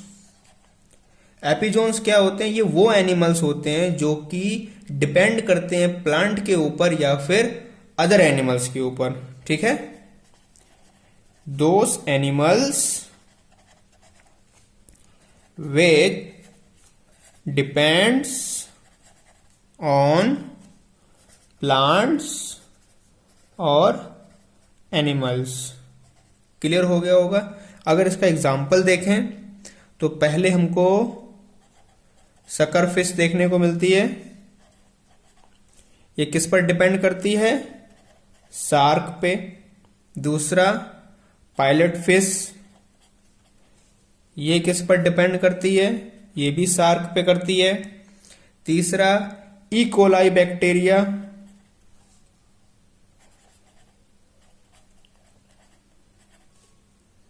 ये ह्यूमन के इंटेस्टाइन पे, इंटेस्टाइन ऑफ मैन। एपिजोन्स में इसके अलावा क्लोन फिश आती है। ये किस पर डिपेंड करती है?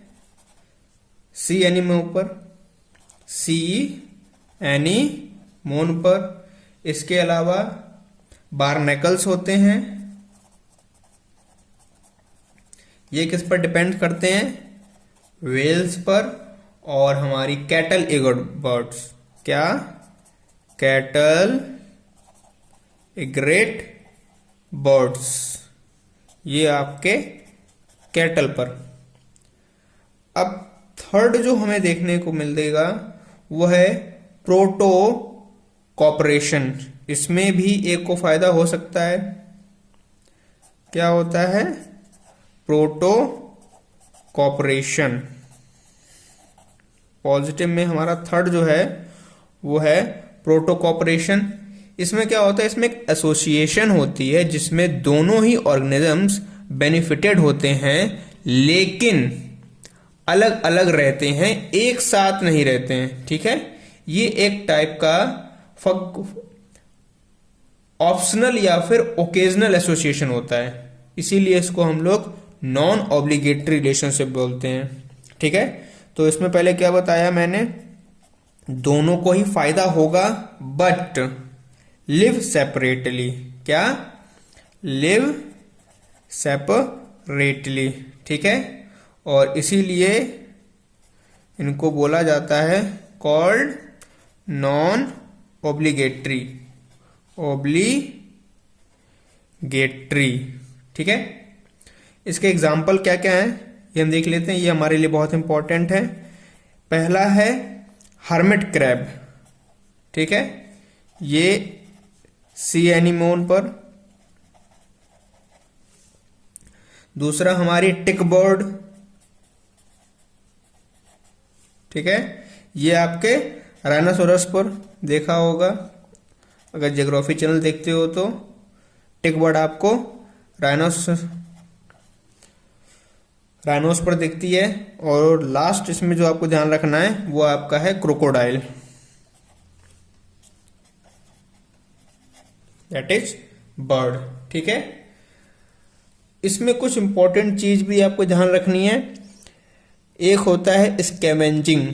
इसमें क्या होता है? इसमें एसोसिएशन होती है जिसमें से कि एक पार्टनर, जिसको हम लोग बोलते हैं स्कैवेंजर या फिर सैप्रोबायोन्ट, वो खाता है। किसको खाएगा? ईट बॉडीज ऑफ अदर एनिमल्स। ठीक है, जिसके पास में डाइड नेचुरली या फिर किसी दूसरे अनदर एनिमल्स के द्वारा मारा गया हो।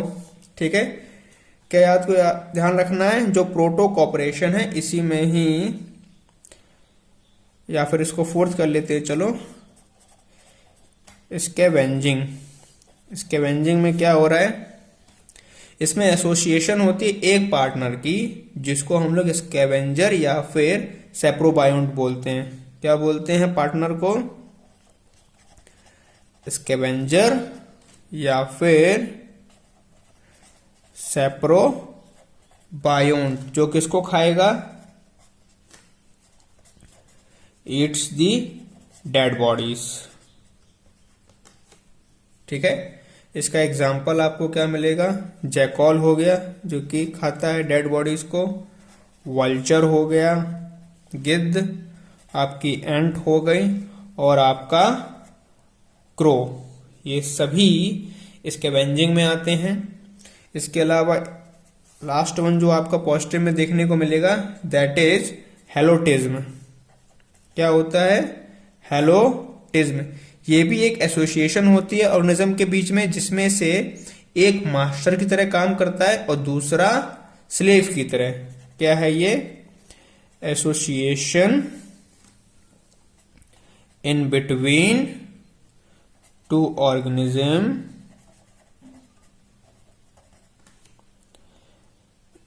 in which one is master, okay, and the other as slave। और इसका एग्जाम्पल क्या है हेलोटिज्म का? लाइकेंस। ठीक है, तो ये आपको पॉजिटिव में देखने को मिलते हैं। ठीक है, now we talk about negative interaction. कौन से? Negative interaction. ठीक है, नेगेटिव इंटरेक्शन में देखते हैं ये टू टाइप्स के होते हैं। पहला होता है हमारा एक्सप्लॉयटेशन और दूसरा होता है अमेनलिज्म। अमेनलिज्म। ठीक है, बात करते हैं सबसे पहले एक्सप्लॉयटेशन की। तो आप इसके वर्ड से ही जानते हैं कि एक स्पीसीज दूसरे स्पीसीज को एक्सप्लॉइट कर रही होगी। ठीक है, चाहे वो इनडायरेक्टली कर रही हो चाहे वो डायरेक्टली कर रही हो। एक्सप्लॉयटेशन अगेन टू टाइप का होता है। एक होता है हमारा पैरासिटिज्म, पैरासिटिज्म, और दूसरा होता है प्रिडेशन। क्या होता है? प्रिडेशन। सबसे पहले बात करते हैं पैरासिटिज्म की। तो इसमें एक को फायदा होगा और एक को नुकसान। जनरली निगेटिव में यही होगा। तो पैरासिटिज्म में क्या होता है कि एक होस्ट होगा और दूसरा पैरासाइट होगा।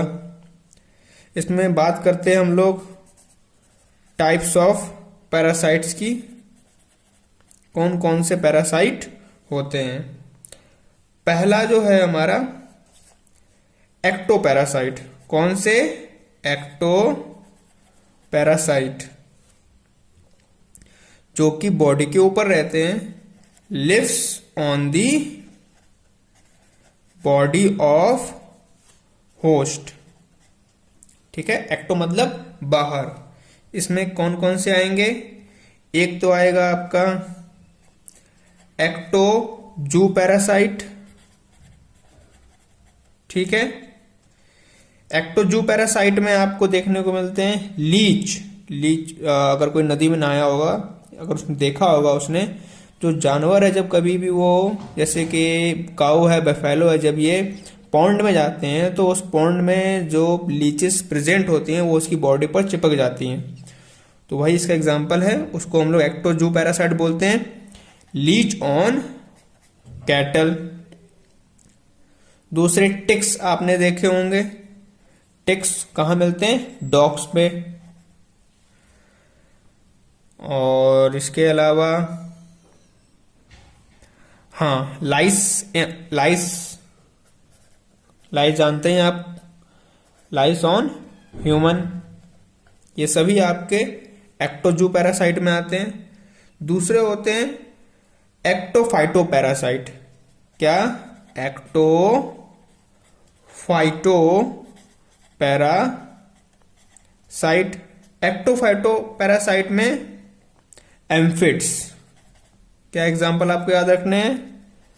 एम्फिड्स, लैक इंसेक्ट्स,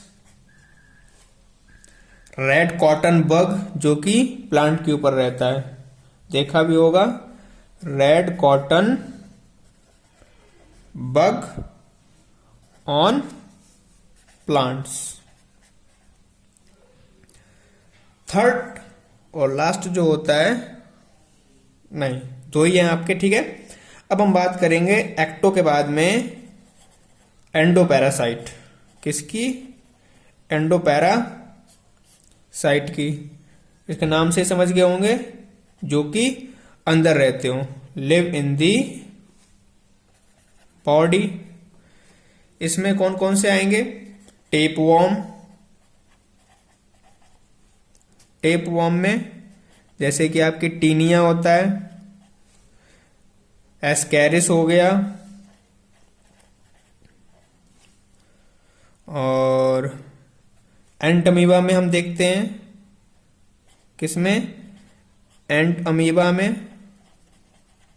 एंट अमीबा हमारा कहाँ रहता है? याद होगा तो, live in intestine of human, live in intestine of man. इसके अलावा प्लाज्मोडियम जो मलेरिया देता है आपको, क्या है? प्लाज्मोडियम, लिव इन आरबीसी, ठीक है। तो ये आपको एंडोपैरासाइट याद रखने हैं। इसके अलावा और भी होते हैं हमारे, जैसे कि हाइपर पैरासिटिज्म, ब्रूड पैरासिटिज्म, होलो पैरासाइट, हेमी पैरासाइट, एक एक करके ये सब हम देखते हैं। तो जो सबसे पहला है हाइपर पैरासाइट, कौन सा? हाइपर पैरासाइट, जो कि हाइपर पैरासिटिज्म में आएगा। क्या बोलेंगे? Hyper parasitism. ये क्या होता है कि इसमें एक पैरासाइट जो होता है वो दूसरे पैरासाइट के ऊपर रहता है। क्या? A parasite live on another parasite, किसके ऊपर? अनदर पैरासाइट, ठीक है। इसका अगर एग्जाम्पल याद हो तो आपको देखेंगे बैक्टीरियोफेजेस, जिसमें कि वायरस अटैक करता है बैक्टीरिया के ऊपर। सो क्या एग्जाम्पल है इसका? बैक्टीरियोफेजेस, ठीक है। किस पर अटैक करते हैं? बैक्टीरिया पे। आप जानते हैं बैक्टीरियोफेजेस वो वायरस होते हैं जो बैक्टीरिया के ऊपर अटैक करते हैं, ठीक है। इसके अलावा और जो पैरासिटिज्म होता है, मैं नाम लिया था ब्रूड पैरासिटिज्म। क्या? Brood parasitism. ये क्या होता है? ये वो पैरासाइट, ये इस टाइप का पैरासिटिज्म होता है जिसमें कि एक पैरासाइट, जनरली हमारी बर्ड होती है, वो अंडे देती है किसी दूसरे के घोंसले में। इसका जानते हैं आप लोग, कोयल अपने अंडे कहाँ रख देती है? क्रो के नेस्ट में, है ना। तो उसको बोलते हैं हम लोग ब्रूड पैरासिटिज्म। याद रखना है इसका, कोयल एंड क्रो। इससे आपको याद रखना है कि जो कोयल है वो अपने अंडे क्रो के नेस्ट में रख देती है, इसको बोलते हैं ब्रूड पैरासिटिज्म, ठीक है। इसके बाद होलो पैरासिटिज्म होता है, होलो पैरासिटिज्म, ठीक है। इसमें क्या होता है? पैरासाइट जो कि कंप्लीटली डिपेंड रहता है होस्ट पर, उसके अपनी रिक्वायरमेंट के लिए। Parasite which are completely dependent upon the host, किसके लिए? उनके अपनी रिक्वायरमेंट के लिए। इसके एग्जाम्पल कौन कौन से हैं? रेफ्लेशिया, क्या है? रेफ्लेशिया, ठीक है। ये हमारे क्या होते हैं? ये हमारे रूट पैरासाइट होते हैं। क्या होते हैं? Total root parasite. दूसरा है कस्क्यूटा। क्या? कस्क्यूटा कहाँ होता है? स्टेम, टोटल स्टेम पैरासाइट, ठीक है। इसके बाद जो आखिरी पैरासाइट जिसके बारे में हमें पढ़ना है दैट इज हेमी पैरासाइट। क्या? Hemi parasite. ये पैरासाइट पार्शियली डिपेंडेंट होते हैं। क्या? पार्शियली डिपेंडेंट ऑन होस्ट, अपनी रिक्वायरमेंट के लिए। और इसके जो एग्जाम्पल आपको याद रखने हैं वो हमारा होता है विस्कम, जो कि ओक प्लांट पे आपको देखने को मिलेगा। दूसरा लोरेंथस। लोरेंथस आपको कहाँ देखने को मिलता है? मैंगो ट्री पर। किस पे? Mango tree. Loranthus on mango, ठीक है। और ये दोनों ही स्टेम पैरासाइट हैं। क्या हैं? Stem parasite. अब हम बात करेंगे प्रीडेशन की, क्योंकि हमारा पैरासिटिज्म खत्म हो गया है। अब बात करते हैं प्रीडेशन की। सो प्रीडेशन, अब क्या है हमारा? प्रीडेशन। प्रीडेशन में आप समझ गए होंगे, एक को फायदा होगा, एक को नुकसान होगा। इसमें एक प्रेडेटर होता है जो खाएगा किसको? प्रे को। जैसे कि लॉयन और टाइगर आपके प्रेडेटर हैं और डियर आपका प्रे है, ठीक है। तो इसमें ये समझ गए होंगे प्रेडेशन क्या है। अब देखते हैं इन प्रेडेटर्स का रोल क्या होता है। रोल्स ऑफ प्रेडेटर्स, ठीक है। तो पहला रोल क्या है इनका? ट्रांसफर करना एनर्जी का, कहां से? Plant to higher trophic level. क्या होता है पहला role? Transfer energy from plants to higher trophic levels. दूसरा क्या रोल होता है इनका? कंट्रोल करना, किसको? प्रे की पॉपुलेशन को, ठीक है।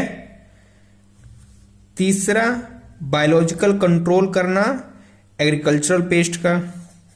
क्या है? Biological control of agricultural paste, क्योंकि अगर ये नहीं होंगे तो हम पेस्ट का यूज करेंगे अपने फील्ड्स में। और एक और रोल होता है इनका, ये मेंटेन करते हैं स्पीसीज डाइवर्सिटी को। किस चीज को? स्पीसीज डाइवर्सिटी को। किसके द्वारा? By reducing intensity of competition. By reducing intensity of competition, ठीक है।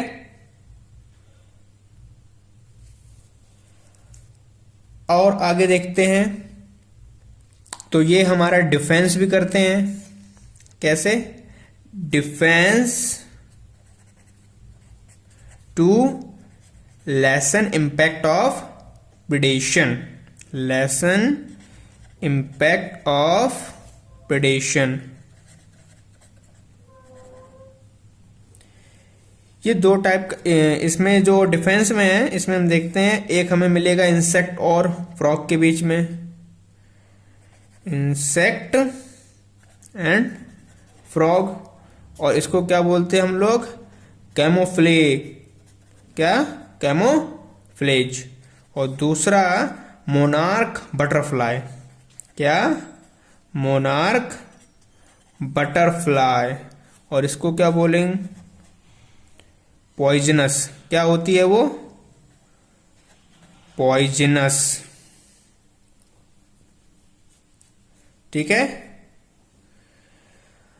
अब बात करते हैं plants morphological and chemical defence की। यहां तो आपने देख लिया कि डिफेंस कर रहे हैं इंसेक्ट एंड फ्रॉग, जैसे कि इंसेक्ट कैमोफ्लेज का यूज कर रहे हैं, मोनार्क बटरफ्लाई पॉइजनस हो जा रही है आपकी।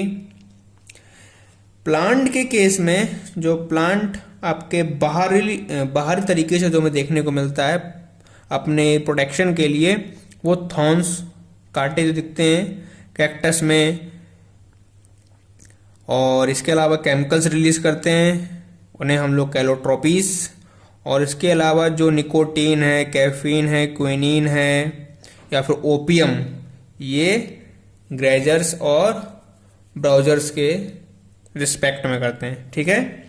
तो इन केस ऑफ प्लांट्स देखें अगर हम लोग, तो हमें थॉर्न्स देखने को मिलते हैं, वो भी कैक्टस में, और एक और होता है एकेशिया में, है ना। इसके अलावा क्या करते हैं? ये प्रोड्यूस करते हैं और स्टोर करते हैं केमिकल्स। क्या? Produce and store chemical. क्या है हमारे? कैलोट्रोपीज। ठीक है। इसके अलावा जो भी बताया, निकोटीन, ठीक है, निकोटीन हो गया, कैफीन हो गया, ओपियम हो गया, क्विनिन। ठीक है।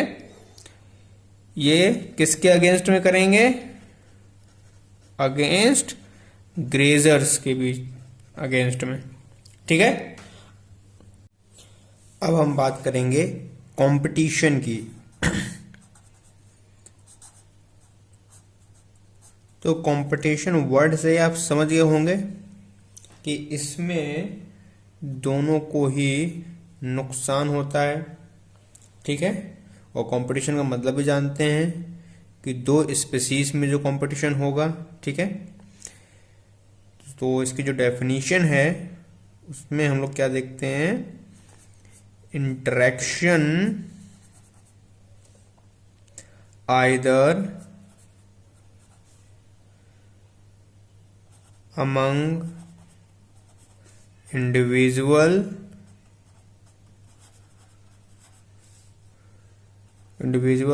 of same species or between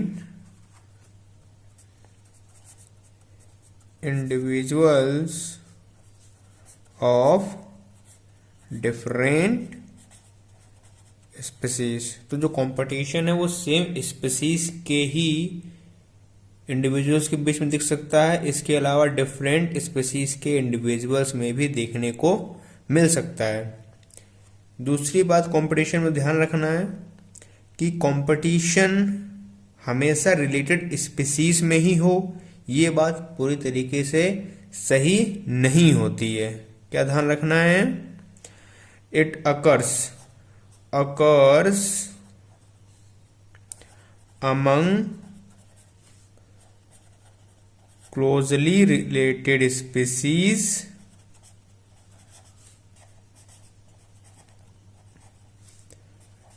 but not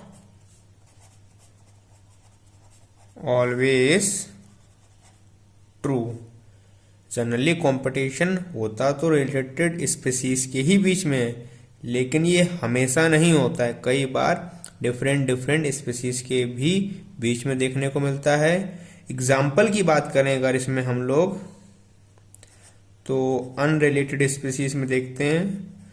unrelated species, इसमें किसके बीच में देखने को मिलता है? पहला तो फ्लेमिंगो एंड फिश किसके लिए कंपटीशन करती हैं? फॉर जू प्लैंकटन, किसके लिए? जू प्लैंकटन। ठीक है। दूसरा तो देखने को हमें मिलेगा, इसमें जो फीडिंग इफिशियंसी होती है एक स्पीसीज की, वो रिड्यूस हो जाती है दूसरी स्पीसीज की वजह से, चाहे आपके पास प्लेंटी ऑफ रिसोर्सेस क्यों ना हो। ठीक है। तो जो मैंने पॉइंट बोला अभी, feeding efficiency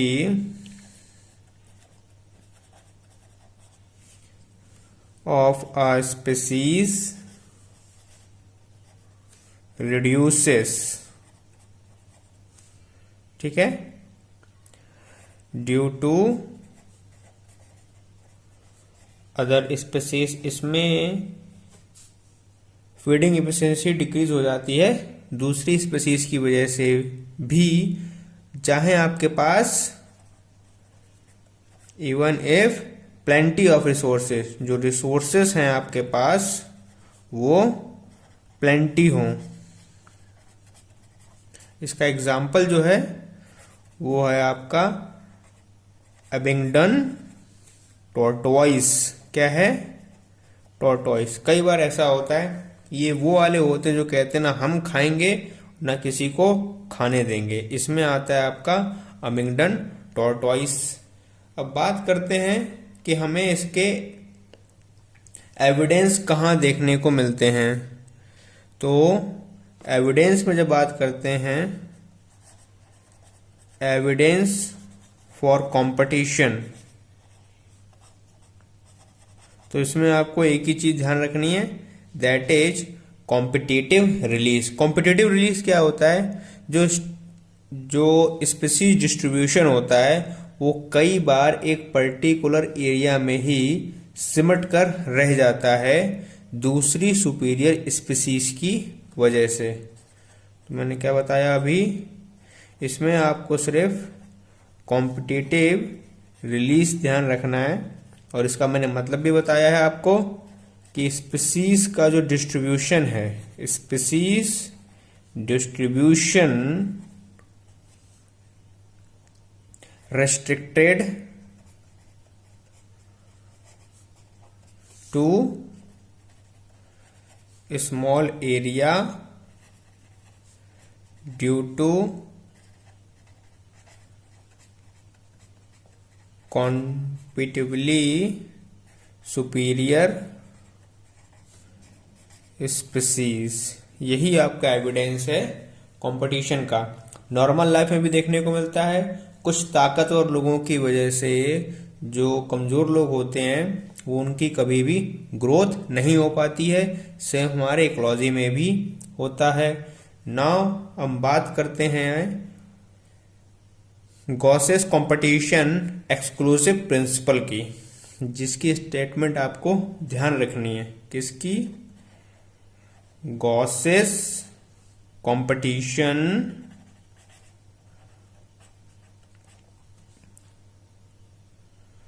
exclusive principal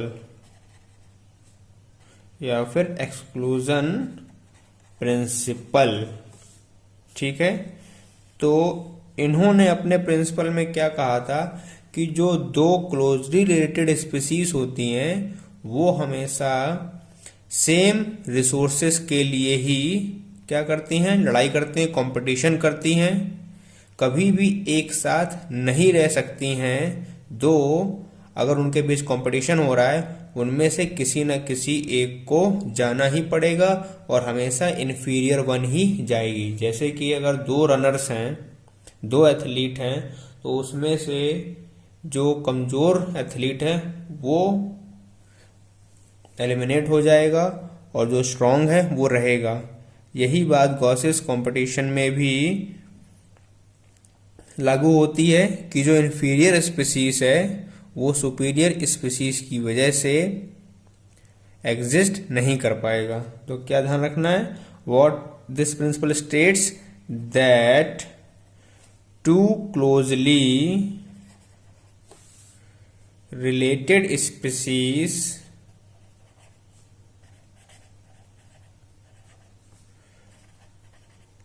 competing for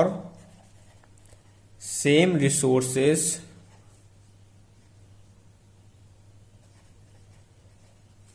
cannot coexist competitively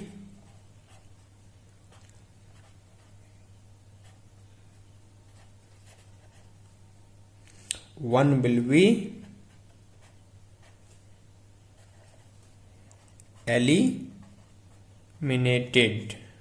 okay, and that is inferior, okay।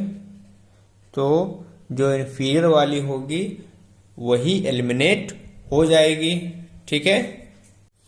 Now जो हमारा गॉस कंपटीशन एक्सक्लूसिव प्रिंसिपल था, उसके बाद हम बात करते हैं मैक अर्थर की, जिन्होंने कहा था कि जो दो कॉम्पिटिटिंग स्पीसीज हैं वो अपने कंपटीशन को अवॉइड करते हैं by different feeding and forgetting pattern.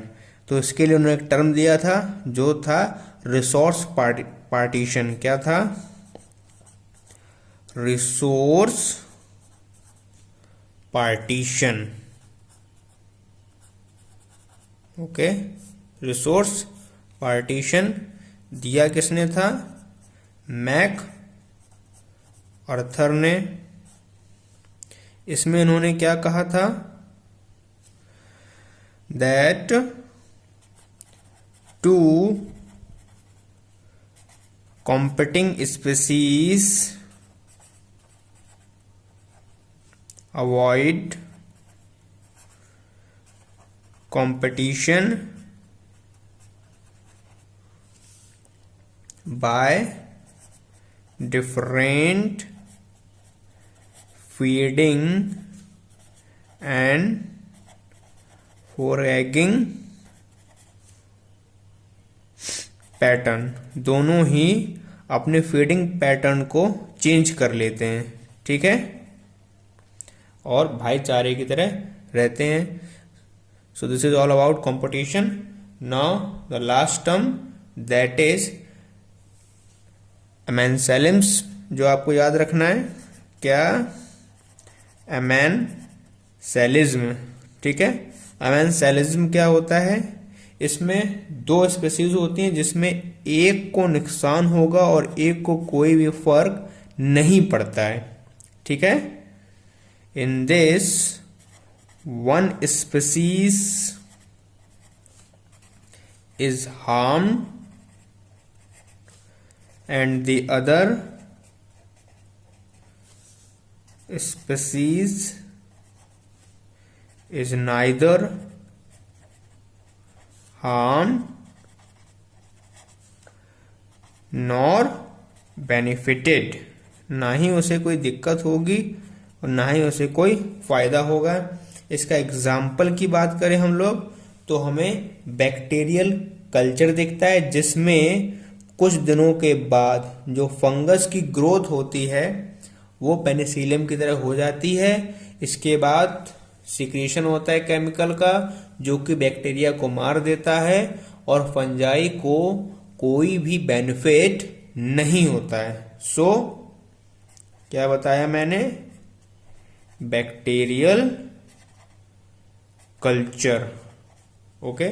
So this is all about your first chapter of the ecology, that is organism and population. Please like, share and subscribe the channel and support us by doing this. जो next chapter है हमारा ecosystem, वो हम लोग अपने next video में पढ़ेंगे। Thank you.